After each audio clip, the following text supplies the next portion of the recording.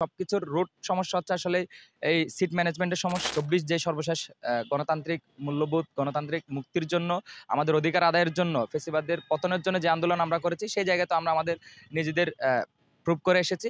আমরা মনে করি ছাত্র সংসদের কাজ হচ্ছে আসলে কোনো কিছু বাস্তবায়ন করা না। বাস্তবায়ন যাতে করে সে অ্যাকাউন্টেবিলিটি নিশ্চিত করা, প্রশাসনের ট্রান্সপারেন্সি নিশ্চিত করা, নিজেদের অধিকারগুলো প্রতিষ্ঠা করা, নিজেদের অধিকারের যে পলিসি রিকমেন্ডেশনগুলো আছে নতুন, সেগুলো আসলে প্রশাসনের কাছে তুলে ধরা। আসলে আমাদের ইশতেহারগুলো যে কি বাস্তবায়নযোগ্য নাকি আসলে ইশতেহারগুলো শুধুমাত্র এই বই খাতার মধ্যে আমরা রেখে দিব কিংবা পোস্টারের মধ্যে রেখে দিব। প্রথমত হচ্ছে আমাদের এই পলিটিক্যাল ক্যারিয়ারটা হচ্ছে ৩ বছরের। সো ৩ বছরের জায়গা থেকে ঢাকা ইউনিভার্সিটির প্রতিটা ছেলেপেলে যারা পলিটিক্যালি কনসাস ছিল, পলিটিক্যালি অ্যাওয়ার ছিল, তারা সবাই আমাদেরকে দেখেছে, অবজার্ভ করেছে। বিগত যে ফ্যাসিবাদী আন্দোলনগুলো হয়েছে কিংবা ২৪ যে সর্বশেষ গণতান্ত্রিক মূল্যবোধ, গণতান্ত্রিক মুক্তির জন্য, আমাদের অধিকার আদায়ের জন্য, ফ্যাসিবাদের পতনের জন্য যে আন্দোলন আমরা করেছি, সেই জায়গায় তো আমরা আমাদের নিজেদের প্রুভ করে এসেছি। তো সেই জায়গা থেকে আমাদের মনে হয় গত ১ বছর আমরা অনেকগুলো কাজের মাধ্যমে আমাদেরকে নিজেদেরকে প্রমাণ করার চেষ্টা করেছি। একই সাথে ঢাকা বিশ্ববিদ্যালয়ের শিক্ষার্থীরা আমরা মনে করি they are highly political, they are highly capable to observe everything. সেই জায়গা থেকে আমরা মনে করি ঢাকা বিশ্ববিদ্যালয়ের শিক্ষার্থীরা কোন জিনিসগুলো, কোন অবজেক্টিভস গুলো বাস্তবায়নযোগ্য, কোন ইশতেহারগুলো বাস্তবায়নযোগ্য, তারা নিজেরা সেটুকু অ্যাসেসমেন্ট দেওয়ার মতো ক্যাপাসিটি আছে। সেই জায়গা থেকে আমি আন্তর্জাতিক বিষয়ক সম্পাদক থেকে আমরা ৬ দফা ইশতেহার দিয়েছি। প্রথমত হচ্ছে ঢাকা বিশ্ববিদ্যালয়ের শিক্ষার্থীদের যে অনেক দিনের প্রাণের দাবি ছিল আমাদের ক্রেডিট ট্রান্সফারের ক্ষেত্রে যে জটিলতাগুলো হয়, আমরা সামার স্কুলে যখন কোনো ধরনের কোর্স কিংবা কোনো সেমিস্টারে যখন আমরা যাই, সেগুলো যখন ঢাকা বিশ্ববিদ্যালয় থেকে গ্রেডগুলো ট্রান্সফার করা যায় না, সেই জায়গা থেকে ঢাকা বিশ্ববিদ্যালয় কর্তৃপক্ষের সাথে এবং ছাত্র সংসদগুলো যাতে অ্যাকাউন্টেবিলিটি নিশ্চিত করতে পারে। আমরা মনে করি ছাত্র সংসদের কাজ হচ্ছে আসলে কোনো কিছু বাস্তবায়ন করা না। বাস্তবায়ন যাতে করে সে অ্যাকাউন্টেবিলিটি নিশ্চিত করা, প্রশাসনের ট্রান্সপারেন্সি নিশ্চিত করা, নিজেদের অধিকারগুলো প্রতিষ্ঠা করা, নিজেদের অধিকারের যে পলিসি রিকমেন্ডেশনগুলো আছে নতুন, সেগুলো আসলে প্রশাসনের কাছে তুলে ধরা। সেই জায়গা থেকে আমরা আমাদের অনেকগুলো ইশতেহার দিয়েছি। ৬ দফা আমরা 1 স্টুডেন্ট 1 বেডের কথা বলেছি। কারণ আমরা দেখেছি বিগত সময়গুলোতে কিভাবে ছাত্র রাজনীতির নামে অপরাজনীতি হয়েছে। শুধুমাত্র এই সিট বন্টনকে কেন্দ্র করে সিট দখলের রাজনীতি হয়েছে, হল দখলের রাজনীতি হয়েছে। ম্যানার শিখানোর নাম করে আমরা দেখেছি দখলদারিত্বের, দাসত্বের রাজনীতি হয়েছে। সেই জায়গা থেকে আমরা মনে করি এই সবকিছুর রুট সমস্যা হচ্ছে আসলে এই সিট ম্যানেজমেন্টের সমস্যা। আমাদের প্রশাসন বরাবরই তাদের ম্যানেজমেন্ট ব্যর্থ হয়েছে যে আমাদেরকে প্রথম বর্ষের প্রথম সপ্তাহে থেকে আমাদেরকে সিট বুঝিয়ে দিতে, এবং একই সাথে তারাও ব্যর্থ হয়েছে যারা ১৮-১৯ অর্থাৎ যাদের রেজাল্ট দিয়ে দেয় তারা যাতে ঠিক সময়ে বের হতে পারে, সেই ব্যবস্থা আমরা নিশ্চিত করতে চাই। পাশাপাশি আমরা ঢাকা বিশ্ববিদ্যালয়কে আন্তর্জাতিক অঙ্গনে আরও বেশি সক্রিয় করতে চাই। ঢাকা বিশ্ববিদ্যালয়ের শিক্ষার্থীদের জন্য ইন্টারন্যাশনাল কম্পিটিশন, ওয়ার্কশপ, সভা, সেমিনার এগুলোর সুযোগ আরও বৃদ্ধি করতে চাই।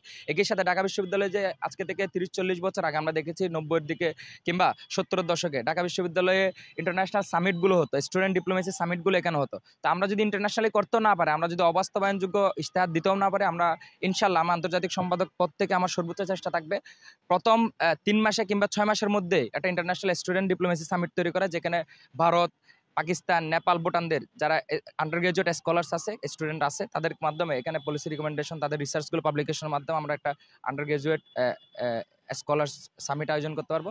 পাশাপাশি আমরা প্রতিটি অনুষদ ভিত্তিক ঢাকা বিশ্ববিদ্যালয়ের শিক্ষার্থীদের জন্য একটা আন্ডার গ্রাজুয়েট রিসার্চ গ্রান্টসের আয়োজন করতে চাই, যার কারণে যেটি ঢাকা বিশ্ববিদ্যালয়ের শিক্ষার্থীদেরকে গবেষণার জন্য আরও বেশি অনুপ্রেরণা দেবে, তাদেরকে রিওয়ার্ডের ব্যবস্থা করবে। যে অ্যাওয়ার্ড তাদেরকে পরবর্তী সিবির ক্ষেত্রে, যাদের বিদেশে উচ্চশিক্ষার জন্য কিংবা যে কোনো ক্যারিয়ারের ক্ষেত্রে তাদের জন্য একটা সহায়ক ভূমিকা রাখবে।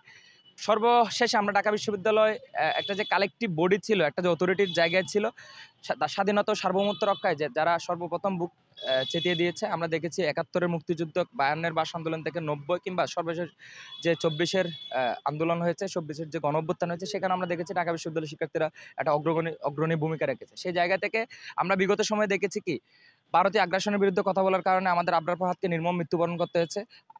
আমাদের ফেলানীকে, আমাদের বোনকে কাঁটাতারে ঝুলিয়ে রেখে হত্যা করা হয়েছে। আমাদের অসংখ্য বর্ডার কেন্দ্রিক মানুষজনকে অত্যাচার, নিপীড়নের শিকার হতে হয়েছে। সেই জায়গাগুলো থেকে বাংলাদেশের স্বাধীনতা সার্বভৌমত্বের প্রশ্নে, বাংলাদেশের আত্মমর্যাদার প্রশ্নে ঢাকা বিশ্ববিদ্যালয়ের শিক্ষার্থীরা একটা কালেকটিভ ভয়েস হিসেবে কাজ করবে, এবং যে কোনো গ্লোবাল ইস্যুতে, যে কোনো গ্লোবাল ক্রাইসিস, সেটা হোক ফিলিস্তিনের জন্য, সেটা হোক মিয়ানমারে, সেটা হোক চায়নার উইগুরের প্রবলেম, এটা যে কোনো প্রবলেমে, বিশেষ করে রিজিওনাল সাউথ এশিয়ান প্রবলেমে আমরা ঢাকা বিশ্ববিদ্যালয়ের শিক্ষার্থীরা যাতে একটা কালেকটিভ ভয়েস হিসেবে কাজ করতে পারে এবং অন্যান্য দেশের স্টুডেন্ট কাউন্সিলগুলোর সাথে যোগাযোগ করে কোলাবোরেট করার মাধ্যমে ঢাকা বিশ্ববিদ্যালয় যাতে একটা কালচারাল হাবে পরিণত হয়, যাতে একটা পলিটিক্যাল হাবে পরিণত হয়। একই সাথে আমরা যাতে ঢাকা ইউনিভার্সিটির স্টুডেন্টরা বাকি অন্যান্য দেশের স্টুডেন্টদের সাথে কালচারাল এক্সচেঞ্জ প্রোগ্রামগুলো নিয়মিত করতে পারে। আপনারা জানেন ঢাকা বিশ্ববিদ্যালয় একটি কালচার মুক্ত চিন্তার এবং মুক্ত কালচার চর্চার বিকাশ কেন্দ্র হিসেবে পরিগণিত করা হয়। সেই জায়গা থেকে আমাদের এই বেসিক অধিকারের জায়গাগুলো আমরা নিশ্চিত করতে চাই এবং একই সাথে আমরা নারীদের জন্য বিশেষ করে গণঅভ্যুত্থানের পরবর্তী সময়গুলোতে আমরা দেখেছি কিভাবে আমাদের নারী নেতৃত্বকে, ঢাকা বিশ্ববিদ্যালয়ের নারী নেতৃত্বকে, গণঅভ্যুত্থানের নারী নেতৃত্বকে বিভিন্ন বট আইডির মাধ্যমে, বিভিন্ন ক্যারেক্টার অ্যাসাসিনেশনের মাধ্যমে কিংবা সাইবার বুলিংয়ের মাধ্যমে আমাদের নারীদেরকে কোণঠাসা করে রাখার চেষ্টা হয়েছে।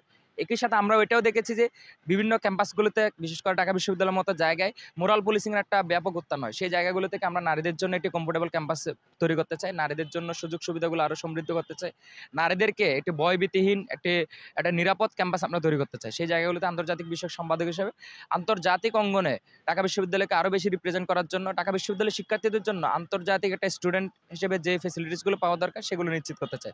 ধন্যবাদ। আমরা আপাতত আমরা দেখেছি গণঅভ্যুত্থানের পরবর্তী সময়গুলোতে প্রশাসন এবং ঢাকা বিশ্ববিদ্যালয়ের যে সক্রিয় ছাত্র সংগঠনগুলো রয়েছে তারা সবাই একটা সৌহার্দ্যপূর্ণ একটা সহাবস্থানে রাজনীতি করে আসছি।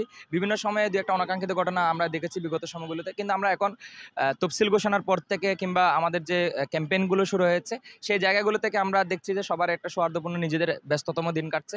সেই জায়গাগুলোতে আমরা যে অন্যের প্রতি কাদা ছোড়াছড়ি সেগুলো থেকে বিরত থেকে আমরা সবাই চেষ্টা করছি নিজেদের একটা গণতান্ত্রিক মূল্যবোধকে চর্চা করার জন্য কিংবা যে নতুন দিনের রাজনীতি সেটা তৈরি করার জন্য, নতুন দিনের রাজনীতি এস্টাবলিশ করার জন্য। সেই জায়গাগুলোতে আমাদের মনে হয় প্রত্যেকেই ছাত্রদল, শিবির কিংবা বাংলাদেশ গণতান্ত্রিক ছাত্র সংসদ তো সর্বপ্রথম ডাকসুর জন্য কথা বলেছে। সেই জায়গাগুলোতে আমাদের মনে হয় প্রত্যেকেই ছাত্র সংগঠন কিংবা যারা পলিটিক্যাল পার্টি আছে তারা সবাই নিজেদের রাজনীতি পরিবর্তন করতে বাধ্য হয়েছে। এমন রাজনীতি যে বিগত সময়ের রাজনীতি যে কাদা ছোড়াছড়ির রাজনীতি ছিল, একজন আরেকজনের পিছনে লাগার রাজনীতি ছিল, সেই জায়গাগুলো থেকে আমরা মনে করি সবাই একসাথে কাঁধে কাঁধ মিলিয়ে একটা গণতান্ত্রিক মূল্যবোধ চর্চার মাধ্যমে একটা দায়বদ্ধ ছাত্র নেতৃত্ব তৈরি করবো, যারা ঢাকা বিশ্ববিদ্যালয়ের শিক্ষার্থীদের জন্য পুরো বাংলাদেশের শিক্ষার্থীদের প্রতি দায়বদ্ধ থাকবে, যারা কোনো একটা পার্টিকুলার পার্টির প্রতি কিংবা পার্টিকুলার দলের প্রতি, ব্যক্তির প্রতি দায়বদ্ধ থাকবে না, তারা ওভারঅল ঢাকা বিশ্ববিদ্যালয়ের শিক্ষার্থীদের জন্য সার্বজনীন হয়ে কাজ করবে। সেই জায়গা থেকে আমরা মনে করছি প্রতিটি শিক্ষার্থী এবং ছাত্র সংগঠনগুলো কিংবা যারা স্বতন্ত্র প্রার্থী রয়েছে তারাও আমি মনে করি এই জিনিসটা মাথায় রেখে কাজ করছে। আশা করি একটি গণতান্ত্রিক মূল্যবোধ চর্চার জন্য সবচেয়ে ভালো প্ল্যাটফর্ম। আমরা অংশগ্রহণমূলক নির্বাচনের মাধ্যমে আমরা নতুন ছাত্র নেতৃত্ব তৈরি করতে যাচ্ছি এবং ঢাকা বিশ্ববিদ্যালয়ের জন্য একটা নতুন ভবিষ্যৎ নির্ধারণ করতে যাচ্ছি। ধন্যবাদ।